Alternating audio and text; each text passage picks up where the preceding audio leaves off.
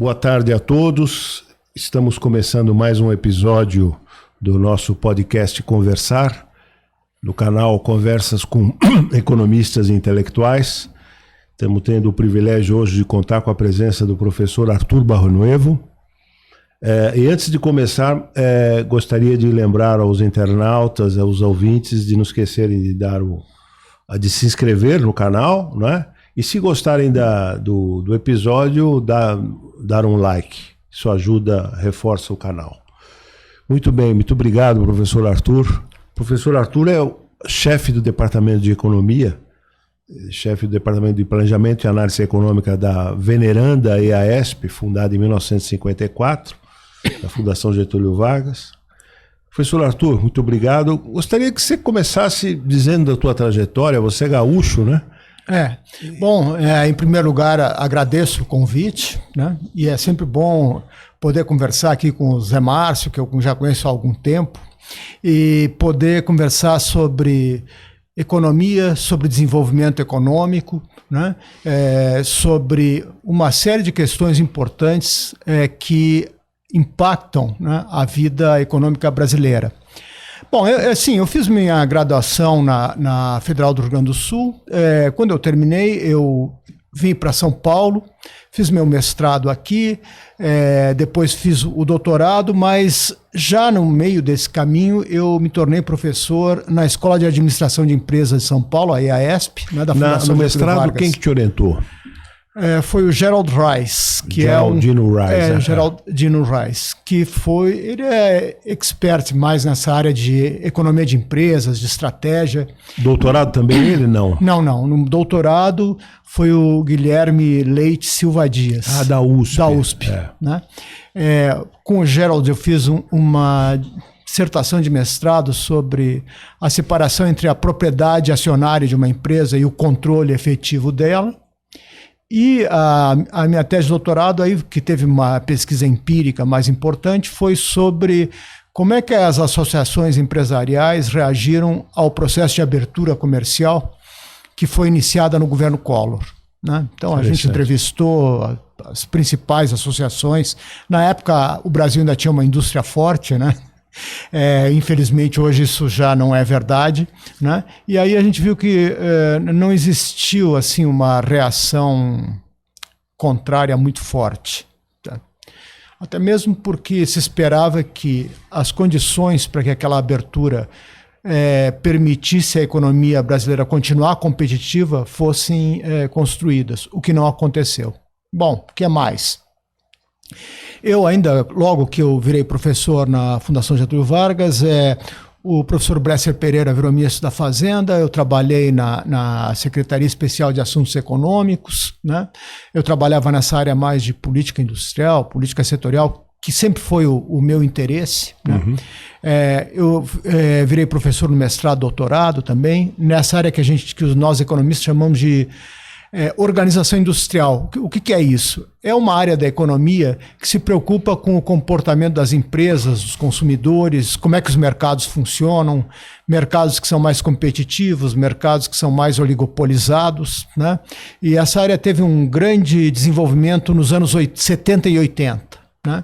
E, bom, eu trabalhei nisso. Depois, até mesmo por ter trabalhado com isso facilitou você ir para o CAD, né? Exatamente. Eu ir para o CAD, foi no governo Fernando Henrique, eu fui em 97. Acho que valeria a pena você falar o que é o CAD para os nossos ouvintes. Claro. O CAD, o Conselho Administrativo de Defesa Econômica, é um órgão que em outros países a gente chama de antitrust, ou seja, é um órgão que cuida para que o processo competitivo seja justo, né? Então, é claro que não se pode permitir que uma empresa queira formar um monopólio quebrando os seus concorrentes porque ela é mais poderosa. Uhum. Essa é vamos dizer, um dos objetivos essenciais do CAD. O outro é evitar que se formem empresas com poder de monopólio através de fusões e aquisições. Então, todas as fusões e aquisições onde as empresas têm um certo nível de faturamento, eles têm que ser apresentados ao CAD, que vai permitir ou não aquela fusão, tá? para evitar que se formem empresas muito poderosas, né? Então o CAD, o conselho do CAD, e eu fui conselheiro, ele julga exatamente esses casos. Quando existe algum processo, né, uma empresa abusando do seu poder, ou então um cartel, né, que é um poder coletivo, né, ou muitos casos de fusões e aquisições, né. Depois disso, depois de um certo tempo, eu trabalhei aí muitos anos e fiz uma quantidade bastante grande de processos do lado das empresas para apresentar o CAD, principalmente em fusões e aquisições, mas também em outros. Trabalhei com a área regulatória, né, ou seja, como a Anatel de telecomunicações, a ANEEL de energia elétrica.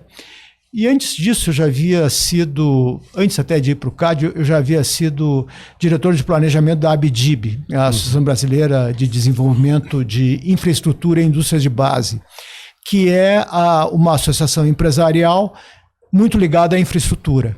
Daí a equipamentos para infraestrutura e as construtoras, etc.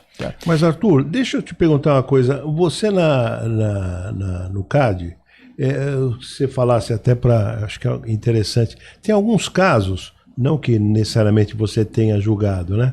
Mas tem alguns casos polêmicos, né? Eu estou lembrando aqui, acho que a compra da Nestlé comprando o Garoto, né? Isso. Que ficou anos se arrastando isso, né? Sei. Se você pudesse fazer um comentário de esse caso ou outro, de casos polêmicos, né? Por que essa demora? Por que... Na verdade, não foi o CAD que demorou, certo? O CAD julgou que aquela fusão, a compra da Garoto pela Nestlé, traria efeitos que prejudicariam a concorrência no mercado de chocolates, tá? E aí o CAD negou, né? Aí houve uma briga grande, uma pressão política de deputados, senadores do Espírito Santo, que é onde estava a fábrica da Garoto, né? E houve também o fato de que a Nestlé recorreu ao judiciário, tá? Da decisão do CAD. Por quê? Porque a decisão do CAD é uma decisão no nível administrativo. E qualquer decisão administrativa pode ser questionada no judiciário. E foi o que aconteceu. Aí demorou décadas. Em função da recorrência ao exatamente, ao judiciário, né? Porque o CAD, por maioria, decidiu que aquela fusão não poderia acontecer.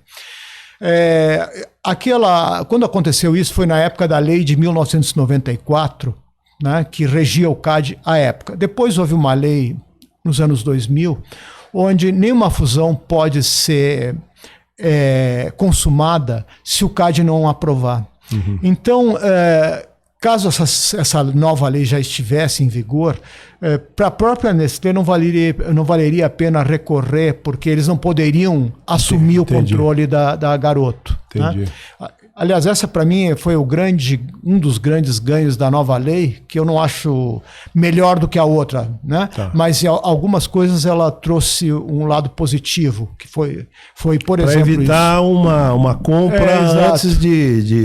exatamente, antes de o CAD julgar, a empresa compradora ia lá e tomava conta da empresa comprada. Tá, então, e aí ficava difícil, ficava quase irreversível, né? Ficava irreversível. Vou dar alguns exemplos de coisas que foram irreversíveis, né?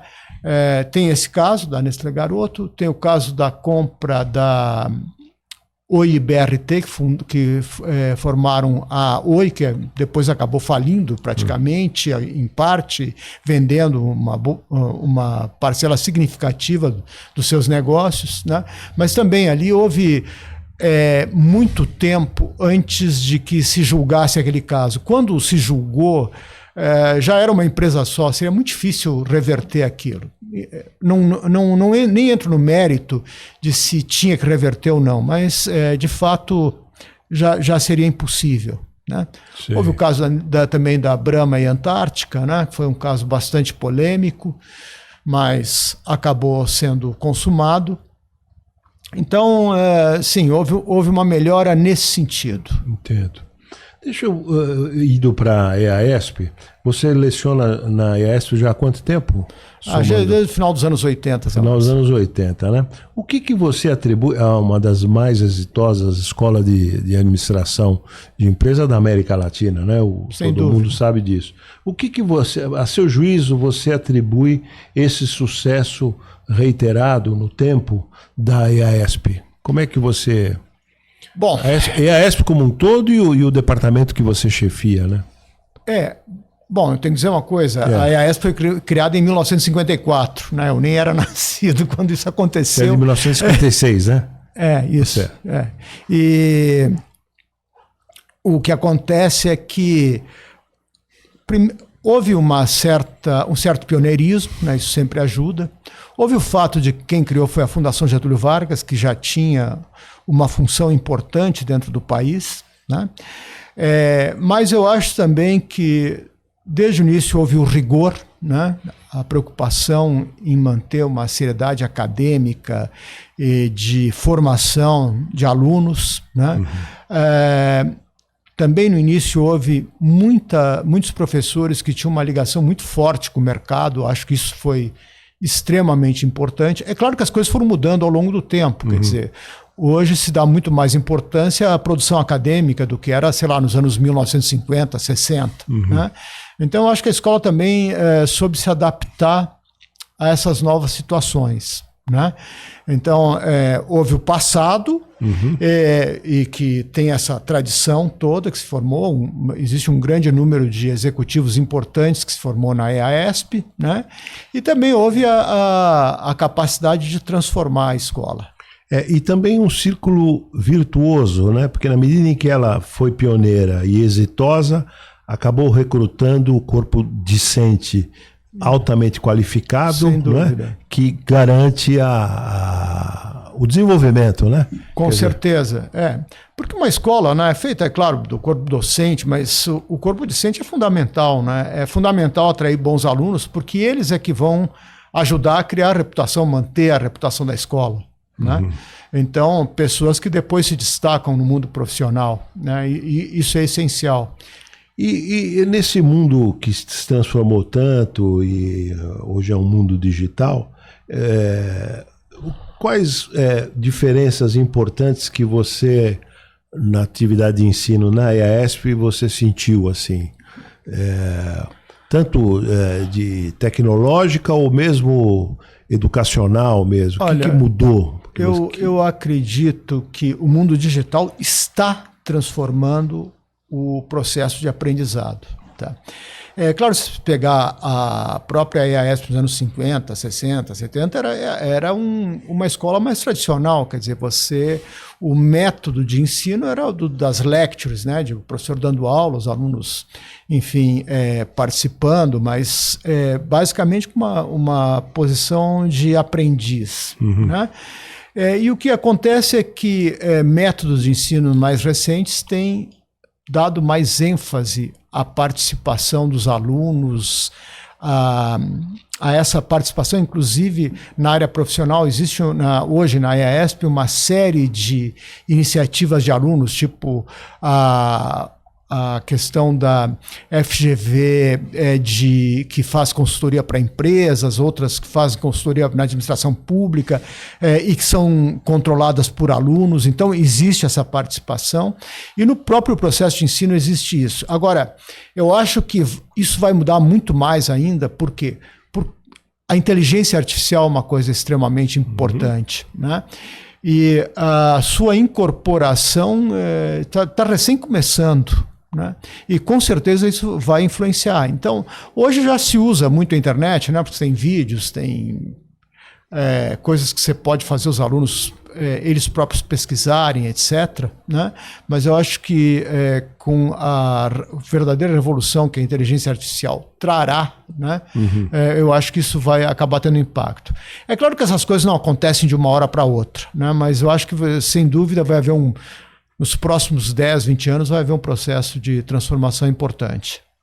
E, professor Arthur, você faz parte do conselho da Revista de Economia Política, fundada pelo professor Bresser e pelo professor Nakano, 81, não é?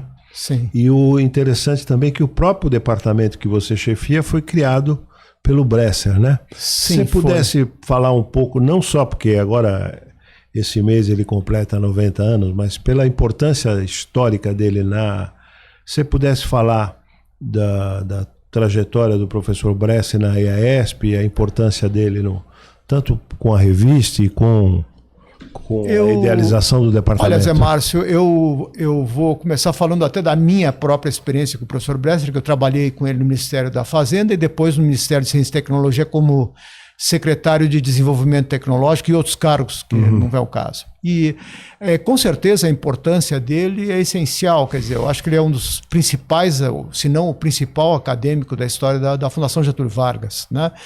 Seja pelo tempo, pela quantidade de publicações importantes que ele tem, pela sua vida pública, né? De ter sido ministro da Fazenda, ministro da Ciência e Tecnologia, ministro da Administração.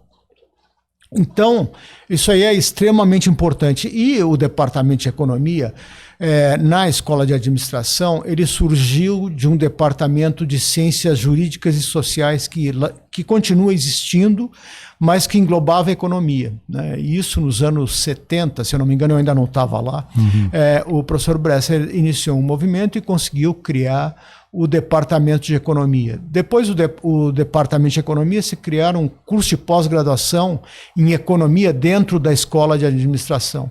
E no futuro foi desse departamento que surgiu a Escola de Economia da FGV, né, que hoje é uma organização à parte dentro da FGV. Né, depois do salvo erro 2004, né? A ESP é de 1954 e a Escola de Economia em 2004. Eu, inclusive, cheguei a participar do grupo que fundou a Escola de Economia. Tá? Depois eu acabei voltando para a Escola de Administração. E trabalhei também no início da Escola de Direito, tá? Com a área mais ligada ao que se chama de Law and Economics, Direito e Economia.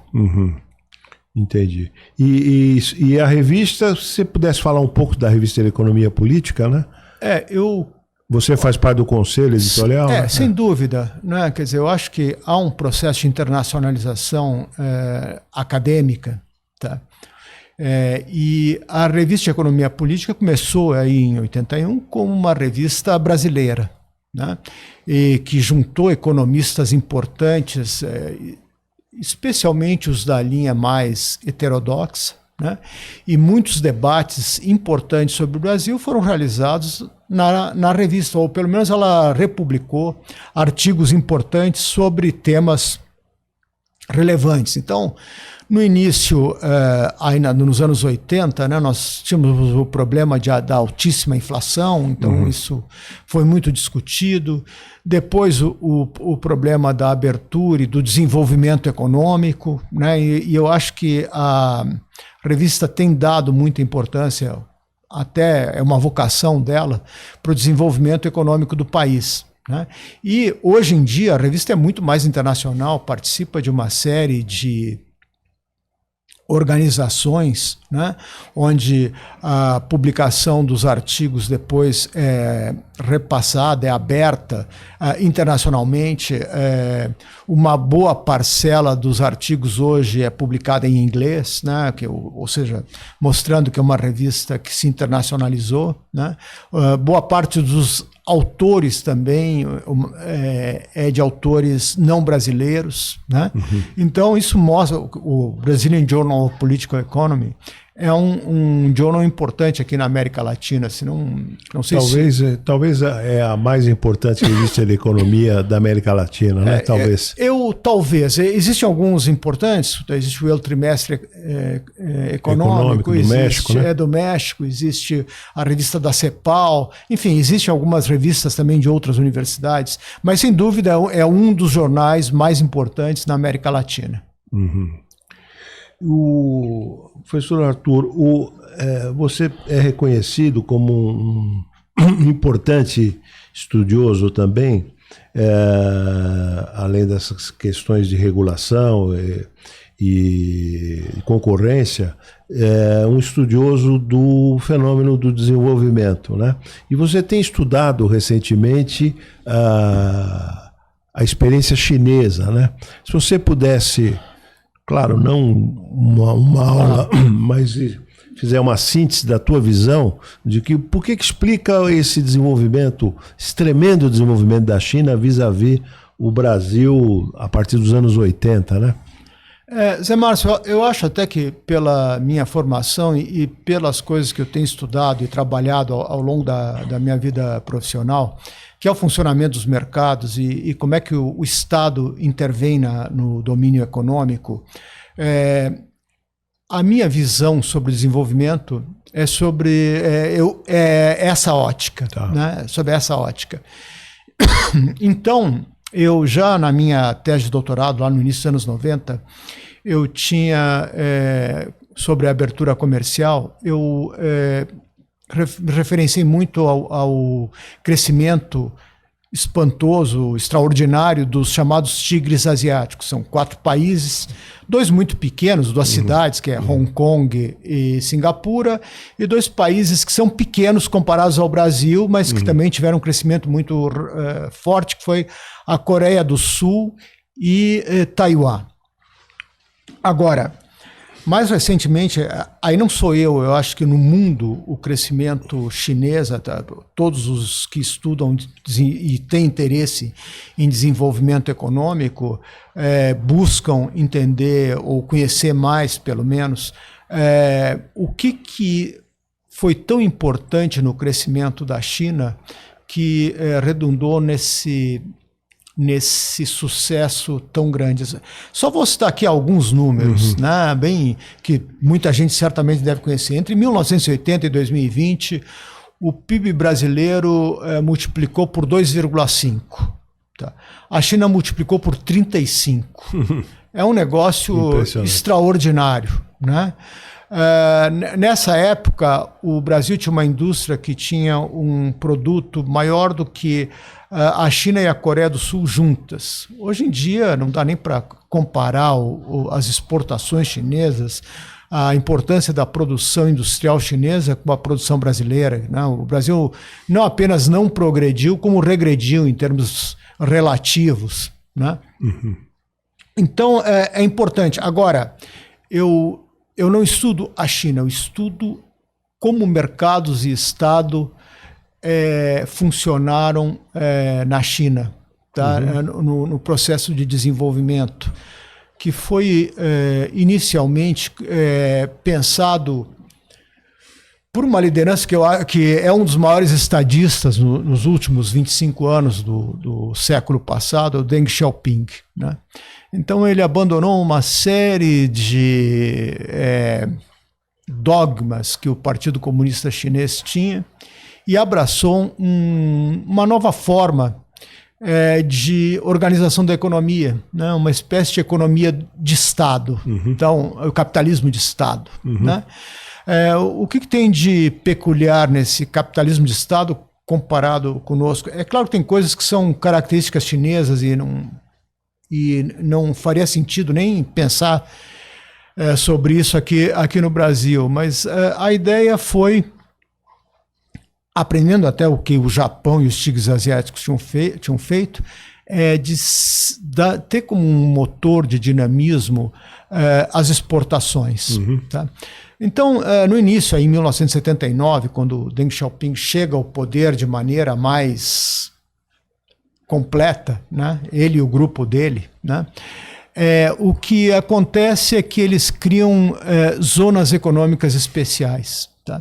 Tem que lembrar que como aqui nós temos os nossos conservadores que não querem mudar, que não querem mudar muito, né? Na China também, só que lá os conservadores eram os comunistas tradicionais, certo? Que queriam continuar com uma economia estatizada do jeito que ela era, e era uma economia que em boa parte estava estagnada e que sofreu alguns choques negativos muito importantes, quer dizer, o grande salto à frente do Mao Tse-tung no final dos anos 50, início dos anos 60, foi na verdade um grande salto atrás, foi um desastre, matou milhões de pessoas de fome. A Revolução Cultural também foi desorganizou o país e a produção, e o Deng Xiaoping realmente resolveu construir um novo modelo. Só que ele não podia construir isso de maneira completa. Então, o processo, que eu acho muito interessante, eu acho que que isso é uma coisa que nós temos que aprender, é não ficar esperando aquela grande reforma que tudo vai mudar, mas sim fazer um processo onde de passos de reformas menores, mas de maneira contínua. Tá? Então, primeiro se começaram com essas 3 zonas de econômicas especiais. As zonas econômicas especiais estavam em regiões próximas ao litoral. Por quê? Porque isso facilitava as exportações para o resto do mundo. Tá? Enquanto antes, no tempo maoísta, a indústria estava mais no interior, por outros motivos geopolíticos, etc. Tá? E mais ainda,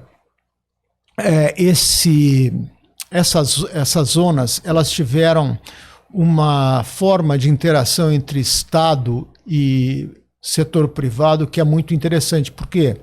Porque na época maoísta praticamente se havia extinguido a classe empresarial, né? Muitos empresários, inclusive chineses, foram para Hong Kong, né? Principalmente na época da Revolução Industrial, ou antes, no grande salto à frente, né? E ajudaram a Hong Kong a se tornar a potência que foi. E o que acontece é que dos países asiáticos que cresceram rápido, quase todos eles tinham uma população chinesa muito importante, com exceção da Coreia do Sul, por exemplo. Hong Kong. Bom, Hong Kong é dentro da China. Taiwan. Taiwan é uma província chinesa que tem autonomia pelos motivos que se conhece. Né? Singapura, idem, 80% da população de Singapura é de etnia chinesa. Tá? Então, eles fizeram um processo de trazer esses empresários, né, para investir na China. O Deng Xiaoping também buscou empresários ocidentais e do Japão. Né? E uma coisa importante em relação ao processo de industrialização brasileiro e da América Latina, né, dos que fizeram substituição de importações, vamos dizer que tem algumas características que são bem diferentes. Primeiro, desde o início se buscou competitividade internacional, ao passo que aqui se buscou o protecionismo como forma de garantir mercado para os empresários brasileiros. Tá? Agora, isso fez com que o governo chinês criasse regras para que quem se instalasse nessas zonas especiais trouxesse a tecnologia de ponta, aproveitasse a mão de obra chinesa que era abundante, né? E a partir daí começasse a produzir. E com isso vieram também empresas chinesas que até esse momento, até quando as reformas do Deng Xiaoping começaram a fazer efeito, uma empresa privada podia ter no máximo 8 funcionários. Quer dizer, era um negócio absolutamente controlador, né, e que via o capitalismo de forma muito negativa. Né? Houve uma mudança de visão sobre isso importante. Então, nessas pequenas empresas, elas começaram a ir também para essas zonas econômicas especiais. Então, elas tinham uma tributação favorável, né? Elas podiam importar equipamentos de última geração sem alíquotas, né? E elas faziam toda essa produção para o exterior. Tá? Isso foi feito também porque o Deng Xiaoping buscou uma aproximação com os mercados ocidentais, os Estados Unidos, a União Europeia, etc. Tá? Vamos lembrar que esse é um processo, esse processo aconteceu num período de uma globalização muito forte, que um economista importante chamado Danny Roderick chama da hiperglobalização. Tá? Bom, a China soube aproveitar a hiperglobalização. Além do PIB crescer 35 vezes, algo como 700 a 800 milhões de pessoas foram tiradas da pobreza. Né? Impressionante. Que é um negócio impressionante. Não existe outra experiência na história que tenha tido tamanho sucesso. Tá? Bom, o que mais? Agora, não foi só esse liberalismo econômico, aí, entre aspas, que garantiu esse crescimento, né? De fato, o papel do Estado chinês foi essencial. E aí tem questões culturais, sem dúvida, do confucionismo, etc., que eu não vou entrar nesse tipo de discussão, mas houve uma... O fato da China, na história, já ter sido importantíssima. Né? Já ter sido importantíssima até o século XVI, XVII. A produção industrial, até a Revolução Industrial, estava basicamente na China e na Índia. Tá? Bom, mas isso é o passado longínquo. Agora, a China tem uma tradição de ter um Estado profissionalizado, uma burocracia desde os tempos imperiais. Tá? E aí existe, e tem um outro trabalho de um autor, agora não vou lembrar o nome, é um nome chinês, mas onde ele estuda a organização do Estado chinês. Tá? E ele mostra que uma questão essencial é uma tensão que existe entre os governos locais e o governo central. Tá? Períodos de descentralização, onde a eficiência aumenta, porque os governos locais estão mais próximos dos problemas, então eles conseguem resolver as questões de maneira mais rápida e de maneira mais adequada ao problema que está sendo colocado. Tá? E existe também o governo central. Tá? E o governo central ele procura estabelecer e centralizar o poder. Mas nessa experiência do Deng Xiaoping, foi assim, o governo central se preocupou mais em definir as grandes linhas, de criar os incentivos para os governos regionais e deu liberdade para os governos regionais atuarem. Tá? Então, tanto lá como aqui no Brasil, isso também é uma verdade, os funcionários dos governos estaduais e municipais aqui, como lá, eles não tinham salários muito altos, sabe? Pelo contrário, lá tinham salários até bem baixos. E o que foi feito? Eles criaram incentivos econômicos para que esses funcionários, né, tanto do Partido Comunista quanto os funcionários desses governos, se engajassem na busca do desenvolvimento econômico, ou seja, de trazer investimentos, né, de criar condições para o investimento. Não era só isso, tinham também objetivos na área social, na área da educação e outros. Tá? Isso me lembra um pouco, embora, é claro, num contexto muito diferente, o que foi feito no Ceará com a educação. Tá? Onde o governo do Ciro Gomes, do Cid Gomes, criou incentivos para as prefeituras através da distribuição do bolo do ICMS de acordo com o desempenho dos alunos nesses exames que se tem aqui do ensino básico. Né? E isso gerou um incentivo muito forte. Até hoje, Sobral e outras cidades são paradigmáticas. Né? Sim, são paradigmáticas. Realmente a educação lá em... A educação sempre tem, digamos, resultados de mais longo prazo. Mas, sim, eles conseguiram coisas que são realmente extraordinárias. Né? No modelo chinês, além da educação, um ponto muito importante foi dado ao crescimento econômico, tá? A atrair empresas, ao nível de investimento, e isso aí gerava ganhos para os próprios funcionários à medida que eles cumpriam essas metas. Né? Tem os que brincam e dizem que era a China SA. Bom, em certo sentido era mesmo, tá? Ou seja, o Estado foi colocado a serviço do setor privado para estimular investimento, produção, aumento da produtividade. Tá? E tem também o lado das empresas estatais. Tá? A China tem mais ou menos 3.000 empresas estatais. Bom, imagina você controlar 3.000 empresas. Isso é impossível, por mais que seja o governo central que, junto com os regionais, que determine quem são os dirigentes dessas empresas, controlar o desempenho deles é muito difícil. Né?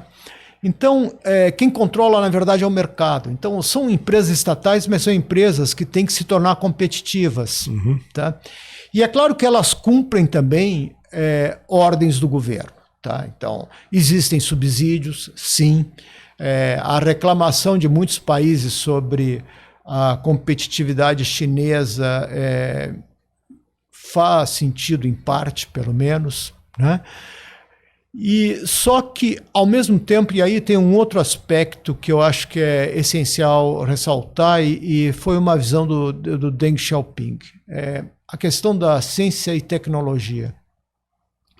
Durante o período do Deng Xiaoping, tudo bem, foi mais de uma década, né? bem mais que uma década, sei lá, uns 15 anos, um pouco mais, houve um grande estímulo para que estudantes chineses fossem estudar nos Estados Unidos, principalmente nos Estados Unidos.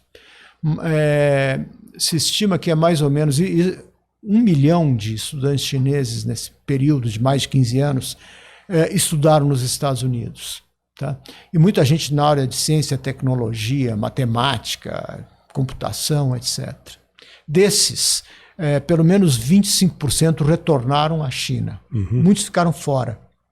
Só que o que acontece é o seguinte, se essas pessoas estão pesquisando fora da China, e eles continuam mantendo laços, entende?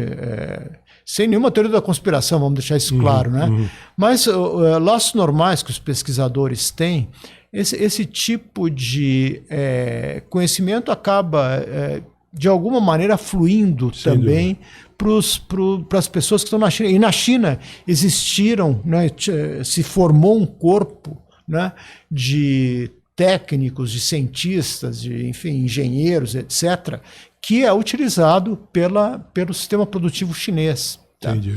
Então é diferente do, sei lá, no México se criaram aquelas zonas especiais com as maquiladoras, as maquilas, né? Mas não se preocupou em criar algo próprio, algo que onde houvesse enraizado e que trouxesse para dentro de si um processo continuado de melhoria tecnológica. Tá? Na China houve. Não é por acaso que está havendo hoje uma certa guerra comercial entre Estados Unidos e China. É que a China é uma potência emergente em ciência e tecnologia. Né? Tem várias empresas chinesas que são de ponta em tecnologia e competem com as empresas ocidentais. Né? Agora, Arthur, eu queria aproveitar essa tua competência analítica, que nós vimos agora nessa tua análise da China, mas trazer para o Brasil, né? Você chamava a atenção que a EASP e particularmente o professor Bress desenvolveu a teoria da inflação inercial, dos núcleos que desenvolveram, né? E há também um desenvolvimento teórico recente, mais recente, do professor Bress e outros pesquisadores, que é o novo desenvolvimentismo. Eu não sei se nós temos ainda tempo aqui, mas eu queria aproveitar a tua capacidade analítica para discutir Brasil, né? Brasil pós-ditadura. Tivemos experiências interessantes, a própria estabilização feita pelo Fernando Henrique Cardoso, né? Mas a visão desenvolvimentista, talvez equivocada nessa linha que nós estamos analisando, né? E se você pudesse analisar de Collor para cá, né? E principalmente as experiências de gestão do Partido dos Trabalhadores, né? Do Lula. Porque é um fenômeno, um líder político que praticamente foi eleito, se você quiser analisar de uma forma mais ampla, 5 vezes, né? 3 vezes ele e 2 vezes a Dilma, mas que foi... Então, as vantagens e desvantagens, se você fizesse uma análise crítica da gestão do PT, pelo menos. Olha, Zé Márcio, é um tema muito amplo, né? Mas eu acho que o Brasil, depois da era Vargas, principalmente, você teve realmente uma preocupação de uma elite, né, que era desenvolvimentista. Tá? Havia uma identificação entre industrialização e modernização do país. Né? Então, o Brasil, se você pegar o Brasil dos anos 30, até os anos 60, até 1960, o Brasil, a maior parte da população brasileira era rural. Né? Depois mudou com o processo de industrialização. Tá? Isso foi pensado nos governos Vargas, né? Nos anos 50, no início dos anos 50, houve uma comissão mista Brasil e Estados Unidos, que logo depois da Segunda Guerra Mundial, os Estados Unidos tiveram um papel, em parte também por causa da Guerra Fria, né, e para manter seus aliados, né, de impulsionar o desenvolvimento nos países da América Latina. Tá. E essa comissão ajudou a identificar quais seriam os problemas para o desenvolvimento brasileiro. Tá.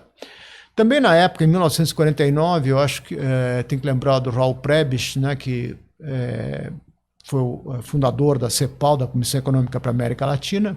Ele tem um estudo muito importante que identifica os problemas de baixo desenvolvimento da América Latina, com a sua especialização mais na produção de commodities. Que ficou conhecido como o Manifesto da CEPAL, né? O Manifesto da CEPAL.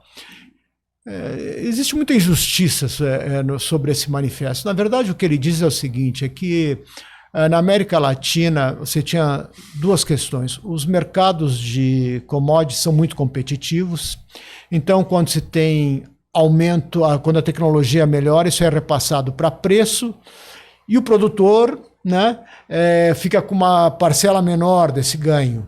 Tá? Uhum.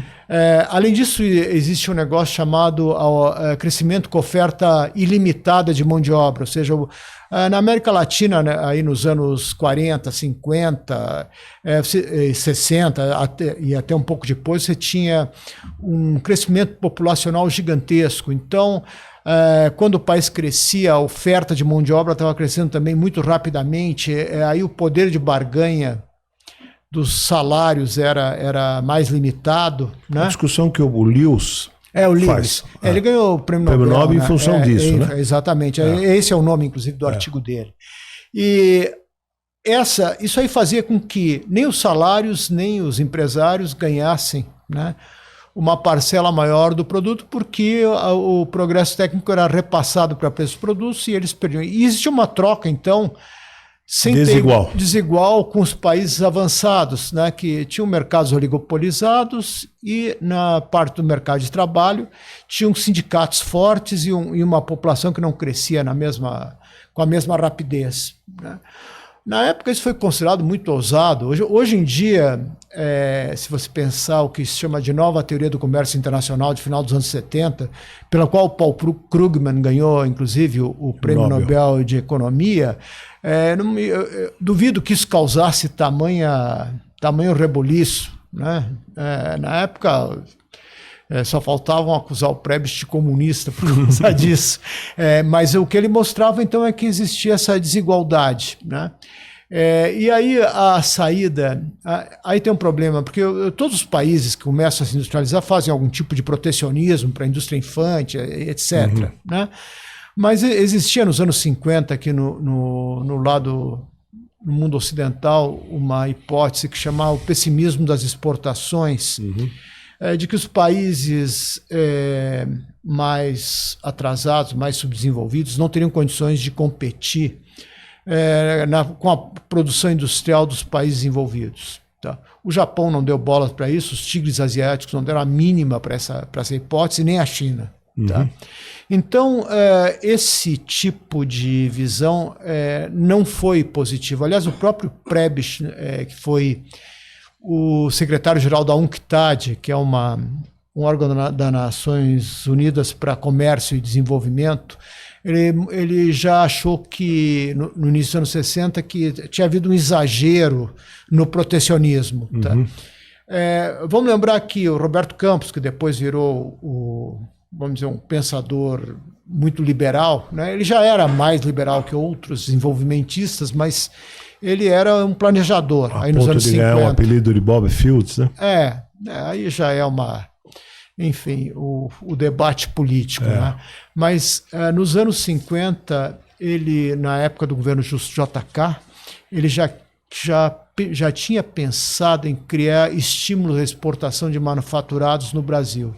Tá? Mas eles não conseguiram chegar a um acordo, porque isso exigiria uma desvalorização cambial.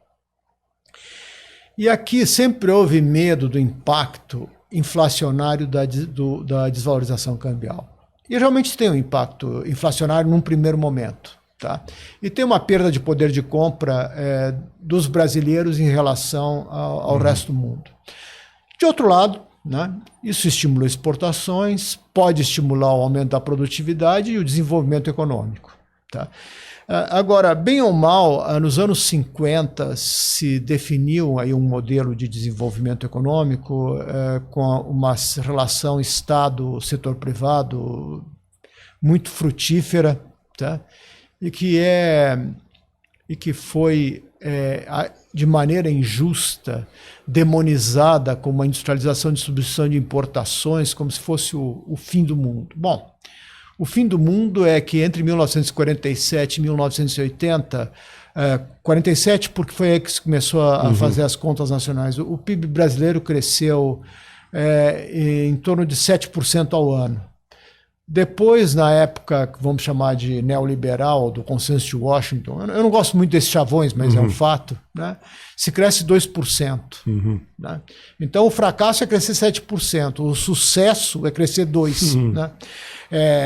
Eu acho, é claro que parte desse crescimento foi porque a população também cresceu muito rápido nesse período, e um crescimento sustentado tem que vir também do aumento principalmente do aumento da produtividade. Então, sim, tem falhas, teve problemas de concentração de renda, mas agora também existem. Entende? Então, é o tipo da crítica, para mim, tola, sabe? E o que acontece é que nos anos 50 se formou um pensamento sobre como fazer isso, e que pegava ideologicamente tanto a direita quanto a esquerda. Apesar de todos os problemas, apesar do regime militar, etc., muito do que se pensou nos anos 50 continuou depois, nos anos 60, no governo Castelo Branco, onde o Roberto Campos e o Bulhões fizeram um programa de reforma importante que resolveu problemas que a economia brasileira tinha à época. Depois, nos anos 70, no governo Geisel, né, e que incorreu num problema, que foi querer crescer com muita poupança externa. Tá? A poupança externa ela é importante, mas ela tem um papel complementar. Tá?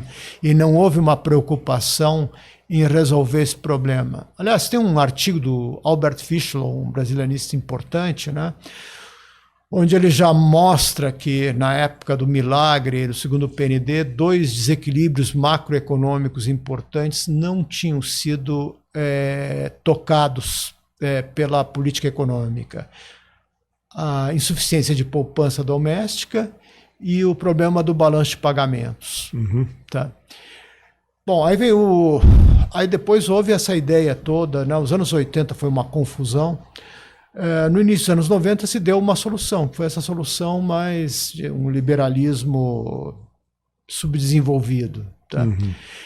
Que era pura e simplesmente liberalizar e o país ia virar uma maravilha. Também sofrendo o impacto da globalização que estava explicitada, isso também é complicado, né? Isso sem dúvida. É uma coisa estrutural em cima dos policymakers, né? Sem dúvida. Isso influenciou muito o nosso debate político e também a alta inflação acabou desmoralizando os governantes, vamos dizer assim, o que existiu anteriormente. Né? Fora o fato de que efetivamente se levou à industrialização e distribuição de importações a excessos, tá? E por tempo demais. Tá? Ao passo que se deveria ter tentado muito antes já. Nos anos 60, o Roberto Campos chegou a pensar nisso, de provocar um estímulo maior às exportações e um nível de abertura de importações também um pouco mais porque a tese da indústria infante, tem que proteger. Mas se ficar uma proteção de 30 a 80, são 50 anos. São 50 o que era infantil virou maduro. Caquético, né? Envelheceu, né? Exatamente. Isso não quer dizer que você não devesse ter uma taxa de câmbio adequada para que, né, a indústria pudesse suportar esse período de transição, né? O Delfim Neto, ele fez políticas de estímulo à exportação que foram muito importantes. Tá? Primeiro, a manutenção de uma taxa de câmbio real fixa, tá? Com as mini desvalorizações. É claro que isso indexou ainda mais a economia e gerou problemas. Né? Então, a maneira de fazer foi um problema, mas com certeza estimulou exportações. Aliás, as mini desvalorizações é objeto da tese do Suplicy, né? Suplicy analisou no doutorado as mini desvalorizações no Brasil. Né? Tá. Bem lembrado. Também incentivos fiscais para exportação de bens manufaturados e o drawback. Tá? O drawback é semelhante ao que aconteceu na China, ou seja, as empresas que fossem exportadoras podiam importar o que quisessem, né? E recebiam de volta o imposto de importação e os impostos que eram pagos, né? Como ICMS, IPI, etc., na importação dos bens. Tá? Isso aí fazia com que as empresas tivessem condições de competitividade similares ao que se tem no resto do mundo. Tá? Então, sim, nos final dos anos 60, 70, até os anos 80, houve uma tentativa de estimular exportações. Tá? Aliás, a Anne Kruger, que foi a economista-chefe do FMI no governo Reagan, ela escreveu um artigo muito interessante onde ela mostra como, depois do choque do petróleo, alguns países se voltaram para dentro e outros se voltaram para fora, exportando. E o interessante é que exemplo de país que se voltou para fora foram o Brasil e a Coreia do Sul. Tá? E o Brasil exatamente por causa dessa política de estímulo às exportações. E aí ela tinha mostra até o slogan do Delfim, exportar é o que importa, né? Isso aí foi no governo Geisel. Ah, tá. No governo Geisel, Reis Veloso, Mário Henrique Simons. Né? Mas o slogan é do Delfim, né? O slogan, exportar é que importa. Não, acho que o slogan é do governo Geisel. Tá? Não tenho certeza, mas eu creio que sim. Então, houve isso. É claro que os nossos policy makers foram muito, enfim, os formadores de política econômica, eles foram muito lenientes com a inflação, é um problema, que foi magnificada pela indexação enorme que houve na economia brasileira, tá? E foram lenientes, então, com a questão de querer financiar o nosso déficit em conta corrente por causa do choque do petróleo, do primeiro e depois do segundo, com tomada de recursos externos, o que depois nos causou um enorme problema. E a questão da poupança doméstica, né, de tentar atrair com taxa de juros e outras coisas mais, atrair empréstimos externos, tá? Ou usar as próprias empresas estatais que ficaram super endividadas também para fechar o balanço de pagamentos. Esses são justamente os erros que o Alberto Fischlow mostrou, né? No paper dele, né? De um outro brasilianista chamado Alfred Stepan, já falecido, que ele tem um livro que chama Democratizando o Brasil, que é bem interessante, e lá tem esse artigo que mostra esses problemas, né, no processo de industrialização brasileira. Bom, o que acontece é que depois, com a alta inflação, se jogou tudo de bom e de ruim fora. Tá?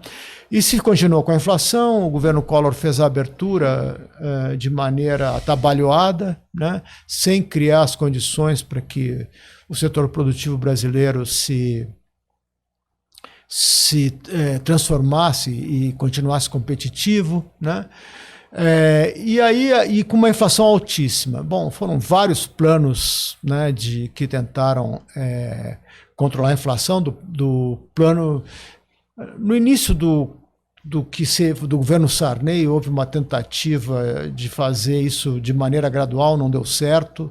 Se tentou o choque heterodoxo com o plano cruzado, mas ele foi mal administrado e causou um desastre. Depois se teve vários planos também que controlaram a inflação só de maneira temporária, tá? Até o plano real, que foi muito bem pensado e funcionou, né? Agora, Arthur, nós temos dois fatos na esfera política. A criação de dois partidos que acabaram tendo um papel, uma atuação política importante, que é o PT, né, criado no começo dos anos 80, e o PSDB. Sim, isso de alguma maneira, o PSDB conseguiu, os seus líderes, né, no governo, conseguiram o processo de estabilização, né? Estamos aqui comemorando os 30 anos do Plano Real, etc. Aí o PT depois assume o poder, né, com a liderança do Lula. Mas a impressão que dá é que o PT, fora a postura democrática e a preocupação com a distribuição de renda, não é? Que é muito importante. Que é muito importante, não tenha dúvida, não foi capaz de desenhar uma estratégia de desenvolvimento nova, não precisava nem ser tão sofisticada como a do Deng Xiaoping, né? E é o quinto mandato do PT, não é? Como é que você analisa, do ponto de vista crítico, a incapacidade? Por exemplo, você pode criticar o Ciro Gomes e o PDT e o partido que ele se vincula, mas o Ciro Gomes, por exemplo, foi capaz de desenhar uma estratégia. Você pode discordar ou concordar, aí são outros 500. O PT, a meu juízo, não foi capaz de desenhar uma estratégia ampla, estrutural de desenvolvimento. Ou eu estou exagerando? Bom, eu acho o seguinte, na verdade o debate econômico ele se internacionalizou também e existe uma enorme influência do que se chama de novos clássicos e o que veio a partir dos governos Reagan e Thatcher, de que isso já vem de uma visão de um economista austríaco importante chamado von Mises, que é a visão que a gente chama de neoliberal. Eu não gosto do nome porque isso aí virou chavão, entende? Virou desaforo. Então, mas é uma visão muito liberal e que dá muita importância à abertura comercial. Tá? Que, como se esse fosse com isso você garantiria o crescimento econômico, o bem-estar, etc. E o Mises ele tem um livro de um sujeito chamado Slobodian, que é sobre globalistas, onde ele estuda esse grupo de economistas e juristas, principalmente austríacos, mas também de outras nacionalidades, e que criaram o chamado Grupo de Genebra, tá? Que é pouco conhecido até. E esse grupo, onde o principal nome é o Mises, o Hayek, por exemplo, foi discípulo do Mises. Eles propugnavam, e isso já na época da chamada Liga das Nações, que é que aconteceu antes da ONU, né, e depois virou um fracasso, mas eles tinham um departamento econômico lá que fez vários estudos. E quem é que organizava esses estudos? O Mises era um dos economistas importantes nesses estudos que foram feitos, estudos internacionais, né, e as propostas também. E basicamente essas propostas eram de como garantir o livre comércio internacional. Esses economistas tiveram importância depois no GATT. Né? Só que as ideias deles, apesar de começarem a influenciar empresários, tá, os governos não eram assim tão adeptos, né? Eu acho que o intervencionismo estatal, etc., nos anos 50 e 60, até por causa da influência keynesiana, foi importante, né? E também por causa dos teóricos do desenvolvimento. Tá? É sempre bom lembrar, aqui na América Latina, o Prebisch, a CEPAL, o Celso Furtado, mas autores como o Albert Hirschman, o Nurks e outros, tá? Que tinham uma visão, Singer, o Rosenstein Rodin, né?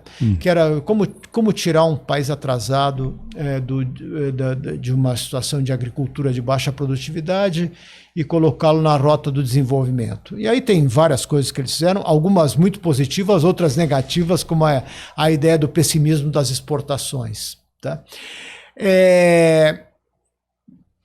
E todas essas receitas, enfim, exigiam alguma intervenção do Estado. Tá? E do mercado, tá? Porque eram certamente economistas que estavam pensando em sistemas econômicos capitalistas. Né? Tanto a própria CEPAL, que depois foi tão vilipendiada, né? também era... claramente tinha essa postura. Né? Ela não era ultraliberal como era o Mises, mas era uma visão capitalista, como aliás é também, de uma certa maneira, o Deng Xiaoping. Bom, e o que acontece é o seguinte, essa visão, por causa de alguns defeitos, né, com uma excessiva ênfase no mercado doméstico, uma certa despreocupação com a inserção no mercado internacional, uma certa leniência com inflação mais alta, que por alguns foi vista até como positiva. Tá? Isso aí gerou, aí no final dos anos 70, início dos anos 80, uma situação, até mesmo porque vários ajustes com choques de petróleo foram feitos com endividamento, levou à crise em vários países que inclusive passaram por hiperinflações. É só pensar na Argentina, na Bolívia, no Peru. O próprio Brasil não teve hiperinflação, mas chegou próximo disso. Até Israel, né? Israel também. Né? E aí a receita que acabou se tornando predominante foi a receita que tinha sido pensada pelo Mises e os seus adeptos, né? E que foi implementada pelos governos Thatcher e Reagan, né?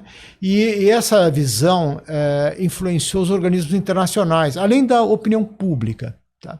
Então, eu acho o seguinte, acho que é importante um governo ter um projeto de desenvolvimento, um partido político.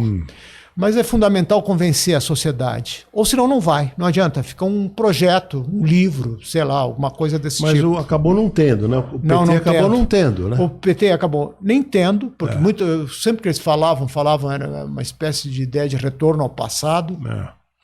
O que obviamente não serve para o momento que nós estamos vivendo. Tá? E também eles não conseguiram convencer a sociedade, até mesmo que o projeto era difuso, e para muitos era um projeto que não era viável. Né? Então isso foi um problema. E de outro lado o PSDB, né, apesar de ter havido um conflito interno, né, para uma vertente mais liberal, né, que foi a predominante no governo do FHC, e uma vertente que perdeu, né, que eu acho que aí os nomes principais eram do professor Bresser, do ex-senador Serra, ex-governador Serra, né, que queria promover uma política mais ativa de desenvolvimento econômico, tá? Intervenção no câmbio, estímulo a exportações e tal, mas eles foram derrotados, né? E a visão liberal permaneceu. Além do mais, e isso tem vários autores que reconhecem, inclusive um artigo recente do professor Bresser, a nossa estabilização econômica ocorreu mantendo com juros absurdos, né? E com isso valoriza o câmbio, tá certo? Dizendo, olha, esse oba-oba do Plano Real esquecem de analisar os juros estratosféricos, né?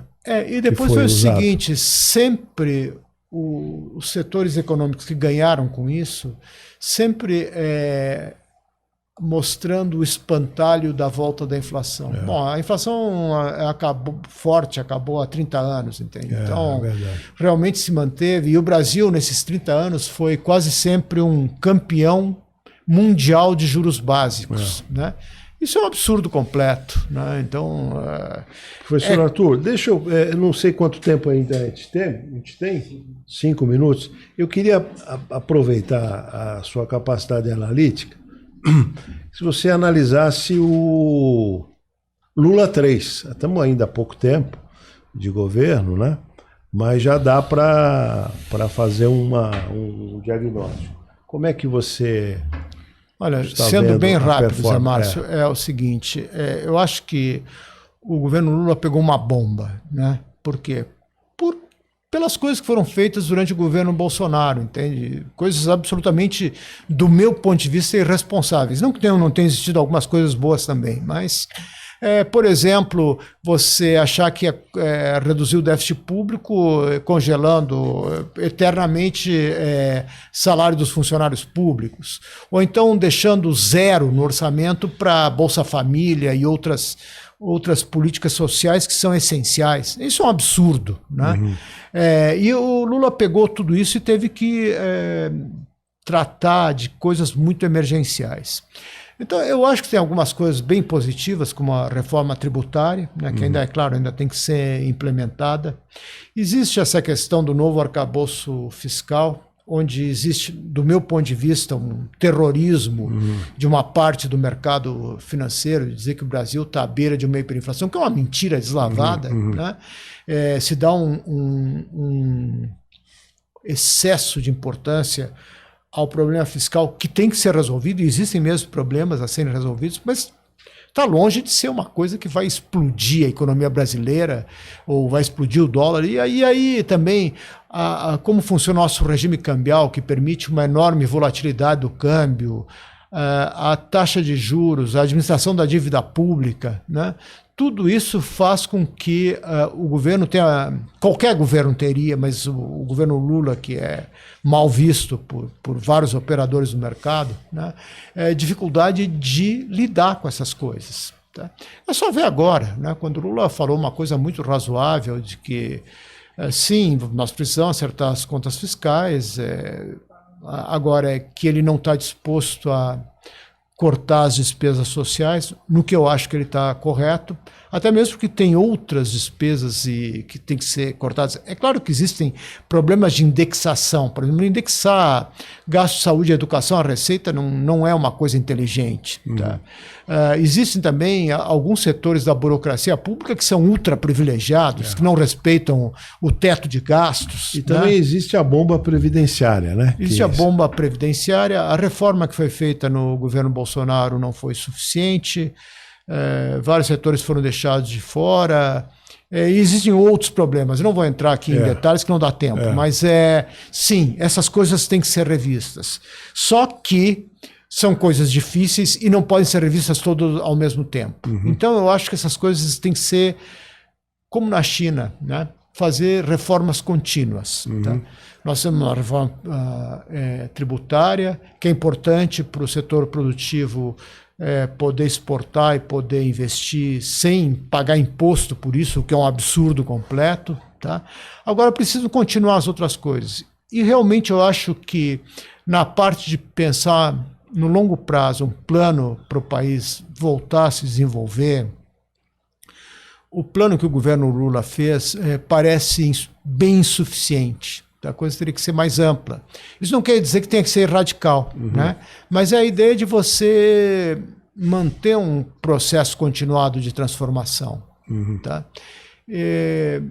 Infelizmente, eu acho que o plano, por exemplo, que o ministro Alckmin, o ex-governador, tem feito, é interessante, mas está longe de ser uma resposta. Nós temos que ter uma coisa muito mais ampla, como foi o plano de metas, como foi o PAEG, com cada um deles com todos os seus defeitos, o segundo PND, sem repetir os erros do passado, sim. Mas só como um exemplo de que você tem que ter uma visão mais ampla.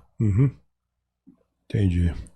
Bom, muito bem, nosso tempo se esgotou. Queria agradecer demais, professor Arthur, a sua capacidade analítica é impressionante.